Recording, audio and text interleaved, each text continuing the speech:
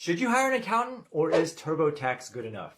Here's my story. Now, most people don't know this about me, but even though I use an accountant, I always run the numbers in TurboTax too and compare the results. So for my first accountant, I went really cheap and it only cost me about $500 to file my taxes for my LLC. Now for this cheap accountant, TurboTax actually ended up finding a couple of deductions that my accountant missed. And the reason it was missed is because the questionnaire that the accountant gave me was not that thorough. So the following year, I decided to go for a more expensive accountant. This accountant was 3x more expensive. But they were much more thorough, and they ended up finding a couple deductions that TurboTax did not. So I run an annual e-commerce conference, and the tax deduction that the accountant found that TurboTax did not was that I was actually incorrectly deducting the meals and expenses only 50% when I could have deducted them 100%. So the accountant actually saved me a ton of money. So bottom line, TurboTax is good for most things, but if your taxes are even remotely complicated or if you run a business, it generally pays to hire an accountant. Follow me for more quick and dirty business tips.